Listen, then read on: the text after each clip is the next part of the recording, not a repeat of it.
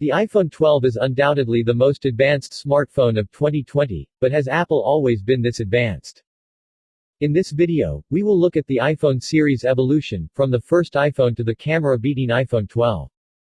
Evolution of iPhone update. The iPhone 2G is the first smartphone designed and marketed by Apple. After a year of speculations, it was officially announced in January 2007.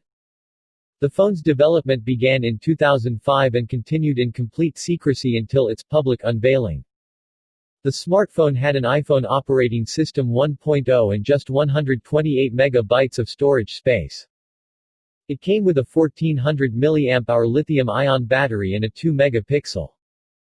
Its CPU was a Samsung 32-bit RISC ARM. Apple came up with a very fancy slogan for its first-ever smartphone: "This is only the beginning," and it was just the beginning for the tech giant as it sold over 6.1 million iPhone 2 gigaseconds. A year later in 2008, the iPhone 3G was released. It came with almost the same specs and features as its predecessor, the iPhone 2G.